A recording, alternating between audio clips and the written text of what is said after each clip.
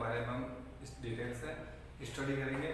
इससे पहले अपन ने कल के जो टॉपिक में अपन ने रीड किया था वो क्या था, various forms of democracy. Democracy कौन कौन सी फॉर्म्स है, जिसमें हमने political democracy, social democracy, economic democracy और जो मॉरल और जो इथिकल डेमोक्रेसी उसके बारे में अपन ने स्टडी किया था। जो आज का हमारे थ्योरीज के बारे में है कि थ्योरीज और कॉन्सेप्ट क्या होते हैं, कि एक्चुअल में डेमोक्रेसी के जिससे कौन सी थ्योरीज हमें क्या चीज़ बताती है उसके बारे में हम स्टडी करेंगे। तो जो वैसे देखा था फाइव जो थ्योरीज के बारे में पढ़ेंगे।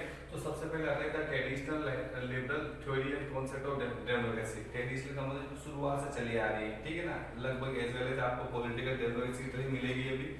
तो बताया जाएगा ट्रेडिशनल लिबरल जो थ्योरी है, बताया जाएगा इसका डेवलपमेंट है, यानी थ्योरीज का जो डेवलपमेंट है वो वेस्टर्न कंट्रीज में हुआ है। इस थ्योरी का डेवलपमेंट वेस्टर्न कंट्रीज में हुआ है बाय लिबरलिस्ट। जो लिबरलिस्ट है उनके थ्रू, उन्होंने जो वेस्टर्न कंट्री से बिलोंग करते हैं उनके द्वारा मतलब इस थ्योरी का क्या हुआ, डेवलपमेंट हुआ है, इसलिए इसको वेस्टर्न थ्योरी ऑफ डेमोक्रेसी भी कहा जाता है, ठीक है। क्योंकि इसका डेवलपमेंट कहाँ हुआ है, इसका डेवलपमेंट हुआ वेस्टर्न कंट्रीज में। जो मेन जो थिंकर्स है, जो इनके जिन्होंने इसको डेवलप करने का काम किया है तो मेन थिंकर्स है। क्योंकि देखो इसमें आपसे एक नंबर का क्वेश्चन भी आएगा, साथ में एक फोर्थ आएगा, ठीक है ना। तो कभी भी थिंकर्स के बारे में पूछते थे तो दो थिंकर्स सभी के नाम याद रखना। जैसे मेन थिंकर्स की बात करें तो इसमें रहेगा आपके पास में हॉब्स,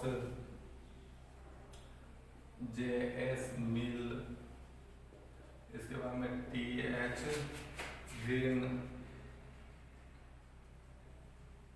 हर्बर्ट स्पेंसर, और इसके अलावा आप कह सकते हो आप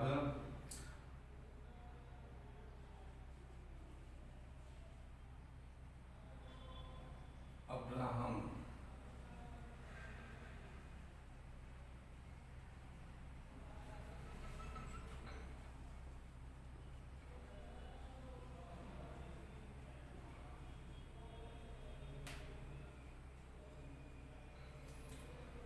ये इसके जो मेन थिंकर्स, इससे हॉब्स हो गया, J.S. मिल हो गया, T.H. ग्रीन हो गया, हर्बर्ट स्पेंसर हो गया। इसके अलावा अपन लोक या फिर लोक के बारे में, बेंथम के बारे में और भी बहुत सारे विषय हैं, जिससे इसमें आपके लोक भी आ जाएगा या फिर आपके बेंथम।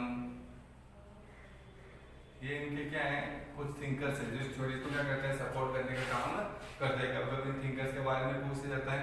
इसके अलावा बताया जा रहा है कुछ एसेंशियल फीचर्स दे रखे हैं ट्रेडिशनल डेमोक्रेसी के, कि भाई इसमें क्या फीचर्स है इसके, ये चीज हमें, ये थ्योरीज होती है वो किस चीज को हमें बताना चाह रहा है। तो इन्होंने जो सबसे पहले इसके फीचर्स की बात है, सबसे पहले जो इन्होंने मतलब फीचर्स इन्होंने बताए हमारे को, या फीचर्स जो सबसे पहले देखा है, ये कहते हैं कि जो मैन है, मैन इज एन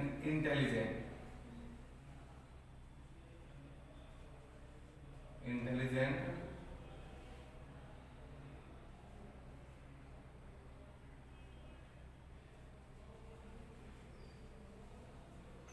आगे मैं शॉर्ट में बता रहा हूँ आपको, आगे थोड़ा ध्यान रखिएगा।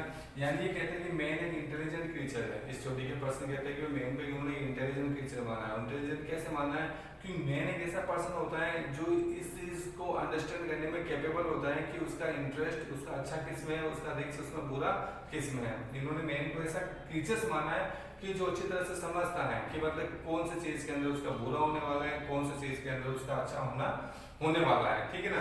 इसलिए उन्होंने मेन को मतलब यहाँ पे एक इंटेलिजेंट कह सकते हैं, फीचर्स की कैटेगरीज के अंदर डाला है इस थ्योरी के लोगों के द्वारा। और इसके अलावा बताया जा रहा है कि ये दूसरा कहते हैं कि all people are equal naturally. Second कहते हैं कि जैसे कि जो जन्म होता है किसी भी पर्सन अर्थ के ऊपर, तो वो क्या है, नेचुरली क्या होते हैं, इक्वल होते हैं। किसी को ये स्पेशल राइट देने का काम नहीं करते हैं, सभी को यानी इक्वलिटी लाने का काम करते हैं, सभी को एक साथ फ्रीडम देने का काम करते हैं, ठीक है ना। ये नहीं कहते कि इसके पास में कुछ स्पेशल फीचर्स होने चाहिए। इसके अलावा ये कहते हैं कि जैसे कि जो गवर्नमेंट बनती है, भाई गवर्नमेंट जो बनेगी तो गवर्नमेंट होता है वो एंजॉय करेगी, किस चीज का एंजॉय करेगी, एंजॉय का पावर। गवर्नमेंट होती है वो क्या करेगी, पावर पे क्या करेगी, एंजॉय करेगी, क्योंकि उसके पास में क्या है, एक जो कह सकते हैं पब्लिक का सपोर्ट है, ये कह सकते हैं enjoy the power because of public verdict. जो गवर्नमेंट होती है वो क्या करेगी, पावर का यूज करेगी, अपने पावर का एंजॉय करेगी। पावर होती है उसको यूज करने का, या पावर को मतलब यूज करने में एंजॉयमेंट करेगी। रीजन क्या है? क्योंकि उसके पास में पब्लिक वर्डिक्ट है। वर्डिक्ट का मतलब कह सकते हैं डिसीजन, या कह सकते हैं पब्लिक ने डिसीजन क्या लिया। इस गवर्नमेंट को बनाया किसने भाई? इस गवर्नमेंट को किसने बनाया? पब्लिक ने बनाया। तो यानी इस गवर्नमेंट के पीछे सपोर्ट किसका है? इस पब्लिक का सपोर्ट है, क्योंकि इसने गवर्नमेंट ने कुछ अच्छा किया होगा, इसकी थ्योरी अच्छी होगी, इसका कॉन्सेप्ट कुछ अच्छा होगा, इसी वजह से लोगों ने इनको क्या कर दिया? वोट कर दिया। और वोट देने से क्या हुआ? गवर्नमेंट यानी पावर के अंदर आ गया। पावर में आएंगे तो गवर्नमेंट क्या करेगी? पावर का यूज करेगी। क्यों? क्योंकि उसके पास में किसका सपोर्ट है? पब्लिक वर्डिक्ट है, पब्लिक मैंडेट उसके साथ में देखने को मिलता है। तो वो इस तरह की थ्योरीज होती है, वो ट्रेडिशनल थ्योरीज के बाद यहाँ पे जो पर्सन होते हैं वो यहाँ पर देते हैं। इसके अलावा बताया जा रखा है हर एक every person should get freedom and right, judiciary must be independent. यहाँ बताया जा रखा है हर एक पर्सन होता है, यानी हर एक पर्सन का जो आपके यहाँ पर फ्रीडम की, आप कह सकते हो freedom and right should be protected,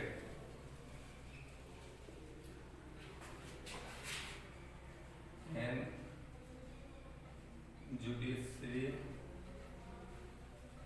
must be independent।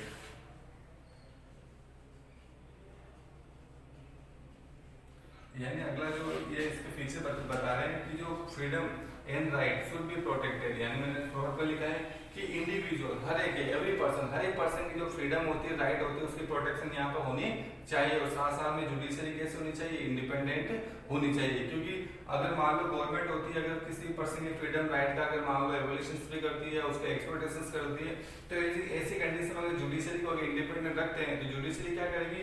हर एक पर्सन के जो राइट होते हैं या उसकी फ्रीडम होती है उसको प्रोटेक्शन करने का काम करेगी। तो ये फीचर्स है आप यहाँ पर किसके? ट्रेडिशनल लिबरल थ्योरी के। इसके अलावा इन्होंने कुछ गवर्नमेंट की कुछ बेसिक फंडामेंटल चीजें बताई है कि भाई गवर्नमेंट के पास में कुछ बेसिक चीजें होनी चाहिए। गवर्नमेंट होती है उसके पास में, या गवर्नमेंट को कुछ बेसिक फंडामेंटल जो काम है वो तो करने ही चाहिए। इसके अंदर पहले अगर बात करें अगर बेसिक इसके कॉन्सेप्ट के, तो पहला देखा है government should be done. Government होती है उसको चलाने का काम किसके थ्रू होना चाहिए? Representative of people. यानी एक फीचर से, यानी इसका दे रहा हूँ, इसका हेडिंग लिख रहा हूँ, बाकी बोल रहा हूँ। ये दे रखा है, यानी इसमें कह सकते हो बेसिक या कह सकते हो फंडामेंटल ड्यूटीज कह सकते हो, या बेसिक ड्यूटी कह सकते हो अपन इसके अंदर जो पढ़ा रहे हैं। गवर्नमेंट की ये ड्यूटी तो होनी चाहिए, गवर्नमेंट को तो काम करने चाहिए, गवर्नमेंट इसके अकॉर्डिंग होनी चाहिए। तो इन्होंने पहले यही देखा है कि government should be done, government done होनी चाहिए, गवर्नमेंट बननी चाहिए किसके थ्रू? रिप्रेजेंटेटिव ऑफ पीपल, यानी जो पीपल के द्वारा जो इलेक्टेड रिप्रेजेंटेटिव होते हैं उनके थ्रू यहाँ पर बताया जा रहा है कि गवर्नमेंट बनानी चाहिए।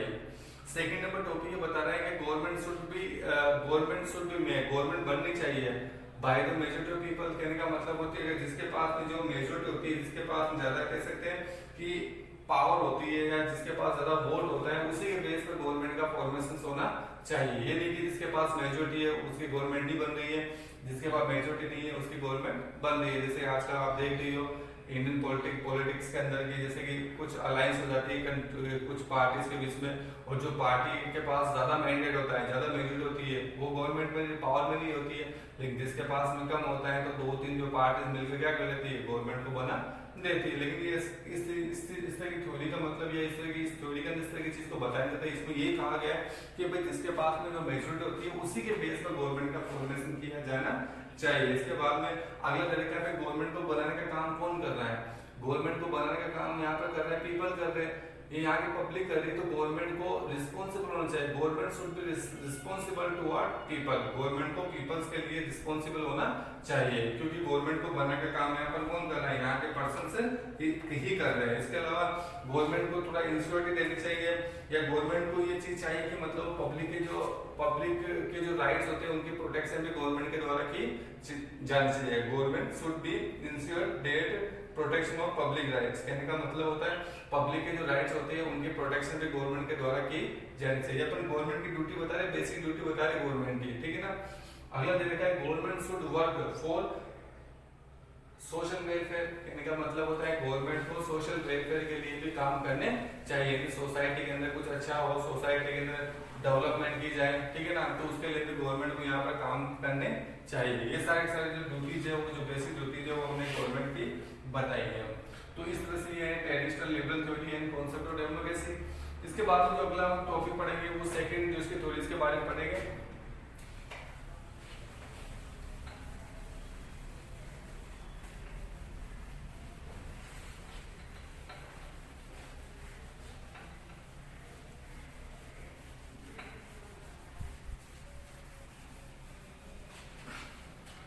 जो सेकंड थ्योरी आती है वो आती है आपके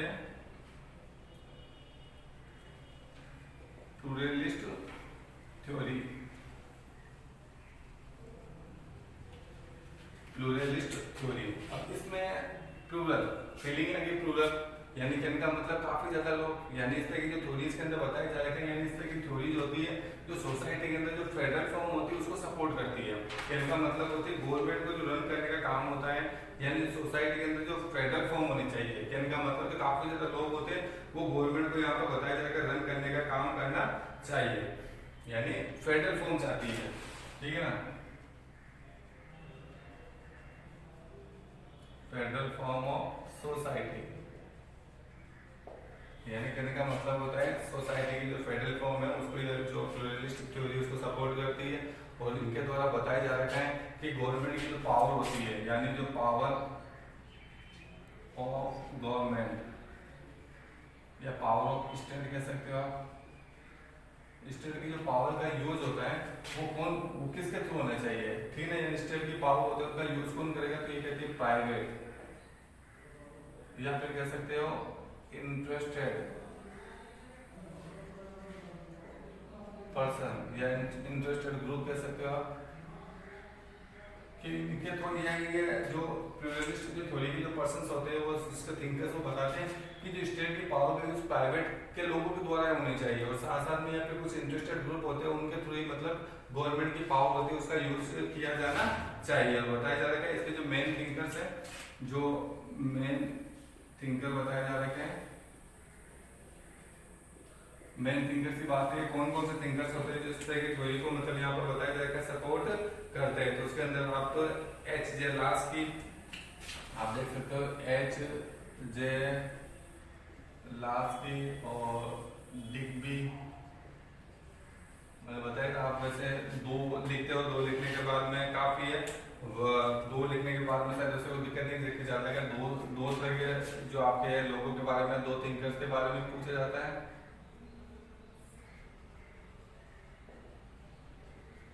दो कर सकते हो आप लोग, अर्नेस्ट एक लिख सकते हो, अर्नेस्ट बार्कर, ये भी इस थ्योरीज के जो कह सकते हैं मेन थिंकर्स है। यानी इस थिंकर्स की बात है एच जे लास्की, डिग्बी है और अर्नेस्ट बार्कर, ये इस थ्योरी के क्या करते हैं सपोर्ट करते हैं, इस थ्योरी को उन्होंने रिप्रेजेंट करने का काम किया है, ठीक है ना।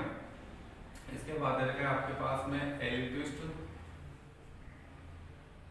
थ्योरी, इसमें यानी इस तरह की जो आपने जो इस तरह की जो आपने जो थ्योरीज है, इसमें इस थ्योरी के जो थिंकर्स होते हैं वो सोसाइटी में मतलब बताया जाएगा जो रिच पर्सन है, ठीक है ना। रिच पर्सन होते हैं, रिच क्लास है, रिच क्लास सोसाइटी उसको सपोर्ट करते हैं, तो यानी ये एम्फेसाइज्ड ऑन रिच, या कह सकते हो एलिट, एलिट का मतलब हो जाएगा रिच क्लास ऑफ सोसाइटी, यानी हमारे सोसाइटी में जो रिच क्लास है, जो सोसाइटी के अंदर एलिट क्लास है, उसको ज्यादा फोकस करते हैं कि भाई डेमोक्रेसी होती है उसका फॉर्मेशन होता है या उसको चलाने का रन करने का काम कौन एक एलिट क्लास को ही करना चाहिए। रिच क्लास होती है वो इस डेमोक्रेसी को बताया जाएगा यहाँ पर डेमोक्रेसी को रन करने का काम करेगी। इस तरह की आपकी थोड़ी जहाँ पर इनके द्वारा रिप्रेजेंटेड की जाती है, ठीक है ना। इससे कुछ फिलोसोफर्स के नेम यहाँ पर पढ़ लेते हैं, रॉबर्ट मिशेल हो गया, बर्नहम हो गया, इससे कुछ थिंकर्स हैं जिसमें रॉबर्ट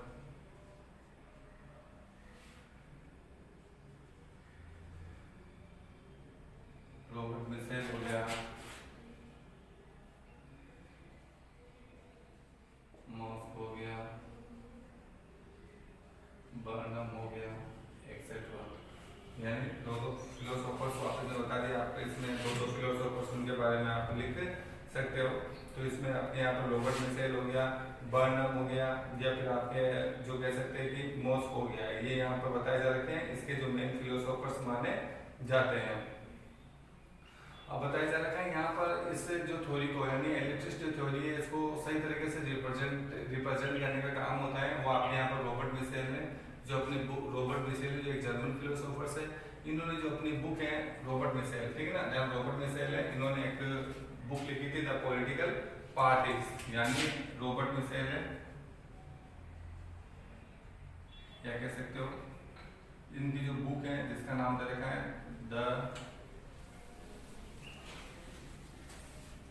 पॉलिटिकल पार्टीज, और जो मॉस्को ने लिखा था द रूलिंग क्लास। ये क्या इनकी बुक है, यानी रॉबर्ट मिसेल है, इन्होंने एक बुक लिखी थी, इन्होंने अपनी जो एलिटिस्ट थ्योरी के ऊपर यानी कहने का मतलब एक डेमोक्रेसी के ऊपर अपने आइडियाज को यानी अपने थॉट को अपनी बुक जो था पॉलिटिकल पार्टी उसके अंदर इन्होंने मतलब डिस्क्राइब करने का काम किया है। उसी तरह के मॉस्को एक इटालियन जो फिलोसोफर्स है, इन्होंने अपनी बुक है इसमें अपनी बुक है द रूलिंग क्लास, इस बुक के अंदर उन्होंने अपने आइडियाज को एक्सप्रेस करने का काम किया है कि भाई गवर्नमेंट का डेमोक्रेसी होती है वो किस तरह की होनी चाहिए, डेमोक्रेसी की थ्योरी होती है, डेमोक्रेसी किस तरह की डेमोक्रेसी को हमें एस्टेब्लिश करना चाहिए। इसके बाद जो नंबर 4 पे आता है वो आते हैं आपके मार्क्सिस्ट थ्योरी। बताया जा रहा है मार्क्सिस्ट जो थ्योरी होती है इसके अंदर जो इस थ्योरी के जो व्यूज होते हैं, इस थ्योरी के जो कह सकते हैं एक्सप्रेशन होता है वो क्लियरली हमें कार्ल मार्क्स होती है उसकी थ्योरी है, कार्ल मार्क्स की थ्योरी के ऐसे एकदम बिल्कुल विजिबिलिटी है उसके जैसा हमें यहाँ पर दिखाई देता है। कार्ल मार्क्स और फ्रेडरिक एंजल्स इनका नाम दे रखा है, यानी एक तो कार्ल मार्क्स हो गया,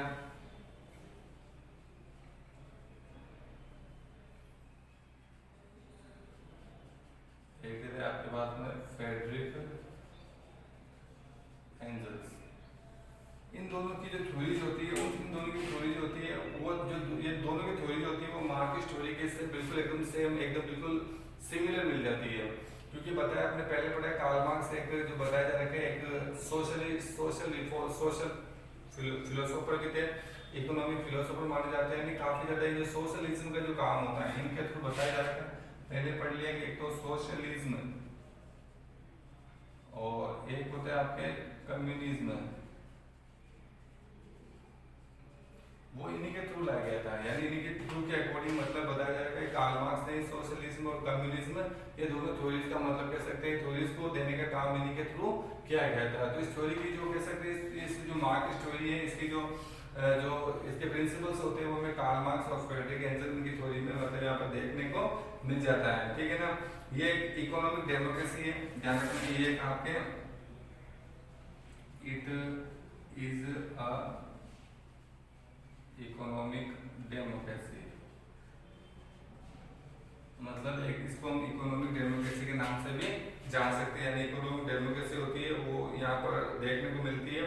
और बताया जा रखा है इस तरह की थ्योरीज को बताया जा रखा है, इस तरह की जो थ्योरीज होती है उसको बताया जा रखा है मार्क्सिस्ट, यानी जो इकोनॉमिक डेमोक्रेसी माना गया है। और बताया जा रखा है कि इन्होंने जो इकोनॉमिक जो डेमोक्रेसी है पढ़ा है, इकोनॉमिक डेमोक्रेसी उसका बेस इन्होंने क्या माना गया है, यानी कहने का मतलब होता है इकोनॉमिक इसका उन्होंने कैपिटलिज्म माना है कि इकोनॉमिक अगर बेस पर कोई डेमोक्रेसी बनती है तो वो बनती है आपके कैपिटलिज्म, यानी कि इकोनॉमी के बेस पर आप डेमोक्रेसी स्टैब्लिश करोगे तो वहाँ पर कैपिटलिज्म आएगा, और जैसे कैपिटलिज्म आएगा तो वहाँ पर क्या हो जाएगी, दो क्लास बन जाएगी, एक हो जाएगी रिच क्लास, एक हो जाएगी आपके पास में पुअर क्लास।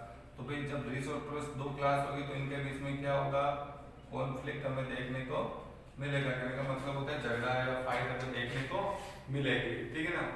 यानी जो मार्क्सिस्ट पर्सन है यानी जो मार्क्सिस्ट है उन्होंने बताया कि जो ये जो कैपिटलिज्म है इकोनॉमिक डेमोक्रेसी होती है, इकोनॉमिक डेमोक्रेसी इन्होंने पीपल्स की डेमोक्रेसी माना है, और पीपल डेमोक्रेसी का मतलब वहाँ पर कैपिटलिज्म में देखने को मिलेगा। कैपिटलिज्म यहाँ पर दो तरह की क्लासेस हमें देखने को मिलेगी, दोनों क्लासेस है, दोनों जो क्लास बताई गई है कैपिटलिज्म जो दोनों क्लास पुअर और रिच क्लास होती है इनके बीच में कॉन्फ्लिक्ट हमें देखने को मिलता है।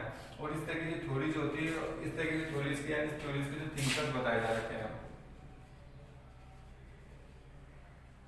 वो आपके यहाँ पर थिंकर्स की बात है तो एक हो जाएगा लेनिन हो जाएगा, एक आपके स्टालिन हो जाएगा, और एक आ जाएगा आपके माओ से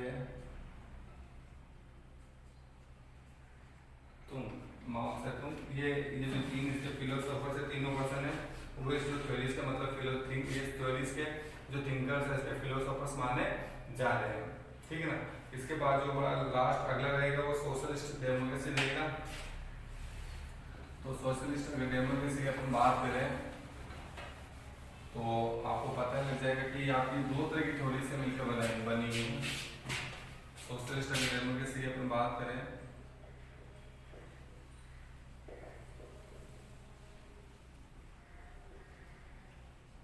तो ये आपके दो तरह की थ्योरी का कॉम्बिनेशन है, कॉम्बिनेशन ऑफ किस तरह की थ्योरी। एक हो जाएगा आपके पास में ट्रेडिशनल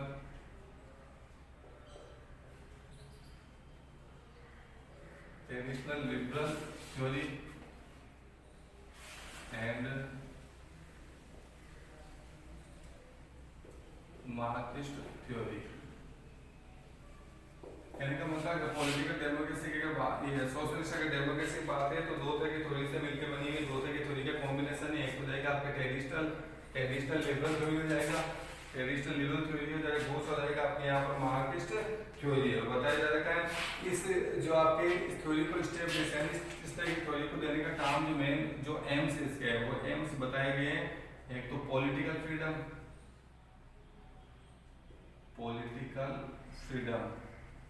यानी कहने का मतलब अपन ट्रेडिशनल थ्योरी से तो क्या पॉलिटिकल फ्रीडम देने का काम करेंगे हर एक इंडिविजुअल को, और जो मार्क्सिस्ट थ्योरी से अपन क्या इकोनॉमिक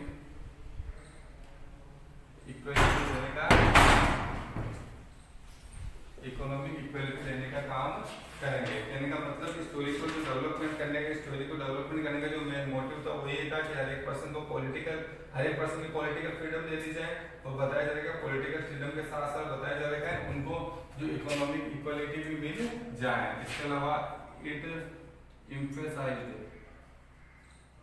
यानी ज्यादा कि इस थ्योरी के जो पर्सन होते हैं वो ऑन सोशल इक्वालिटी, कहने का मतलब सोशल इक्वालिटी है उस पर ये फोकस करने का काम करते हैं। इस थ्योरी के जो पर्सन होते हैं वो चाहते हैं कि यहाँ पर सोशल जो इक्वालिटी होती है वो यहाँ पर होनी चाहिए। इसके अलावा इस थ्योरी के पर्सन होते हैं वो बिल्कुल भी ट्रस्ट नहीं करते, कहने का मतलब डज नॉट बिलीव। इस थ्योरी के जो सोशलिस्ट थ्योरी के जो पर्सन होते हैं वो वॉयलेशन एक्टिविटीज के अंदर, वायलेंट के अंदर और साथ में रिवोल्यूशनरी एक्टिविटीज करने में ट्रस्ट नहीं रखते हैं।